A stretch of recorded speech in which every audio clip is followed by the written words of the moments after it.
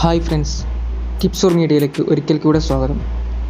YouTube channel തുടങ്ങാൻ ആഗ്രഹിക്കുന്ന ഒരു വ്യക്തിക്ക് ഏറ്റവും മസ്റ്റ് ആയിട്ടുള്ള ഒരു ആപ്ലിക്കേഷനെ കുറിച്ചാണ് ഇന്നത്തെ വീഡിയോയിലൂടെ ഞാൻ പരിചയപ്പെടുത്തുന്നത്. അപ്പോൾ നമുക്ക് വീഡിയോയിലേക്ക് കിടക്കാം. പ്ലേ സ്റ്റോറിൽ പോയിട്ട് YT സ്റ്റുഡിയോ അല്ലെങ്കിൽ യൂട്യൂബ് സ്റ്റുഡിയോ എന്ന് സെർച്ച് ചെയ്യാം. ഇൻസ്റ്റാൾ ചെയ്തതിന് ശേഷം ഇങ്ങനെ ഒരു വിൻഡോ ആണ് നമുക്ക് ഓപ്പൺ ആയിട്ട് വരിക.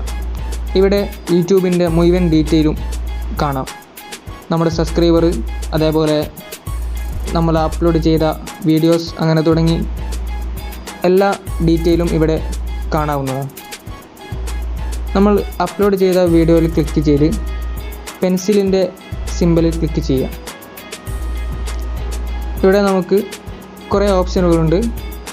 ഒന്നുകൂടെ ഈ പെൻസിലിൻ്റെ സിമ്പൽ ക്ലിക്ക് ചെയ്താൽ ഇവിടെ കസ്റ്റം തംബ്നെയിൽ എന്ന ഒരു ഓപ്ഷനുണ്ട്.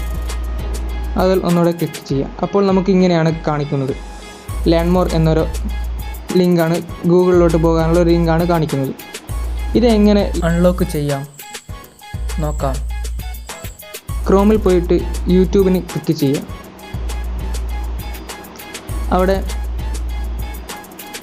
അവിടെ മുകളിലായിട്ട് 3 ഡോട്ട് കാണാം, അതിൽ ക്ലിക്ക് ചെയ്യാം. ശേഷം ഡെസ്ക് ടോപ്പ് സൈറ്റ് എന്നൊരു ഓപ്ഷൻ കാണാം, അതിൽ ക്ലിക്ക് ചെയ്യാം. മുകളിൽ ബെല്ലൈക്കണിൻ്റെ തൊട്ടടുത്തായിട്ട് ഒരു ക്യാപിറ്റൽ ലെറ്റർ A കാണാം, അതിൽ ഒന്നുകൂടെ ക്ലിക്ക് ചെയ്യാം. അവിടെ നമുക്ക് സെറ്റിങ്സ് എന്ന ഓപ്ഷൻ തിരഞ്ഞെടുക്കാം. ഫീച്ചർ എന്നൊരു ഓപ്ഷൻ ഉണ്ട്, അതിൽ ക്ലിക്ക് ചെയ്യാം.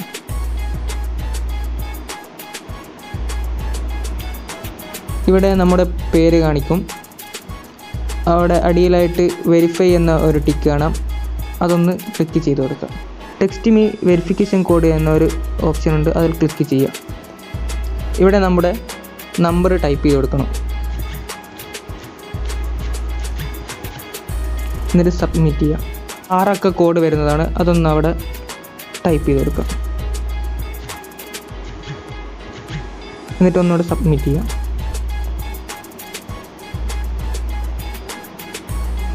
അപ്പോൾ ഓക്കെ ആയിട്ടുണ്ട്. ഇനി നമുക്ക് YT സ്റ്റുഡിയോ ഒന്ന് എടുത്തു നോക്കാം.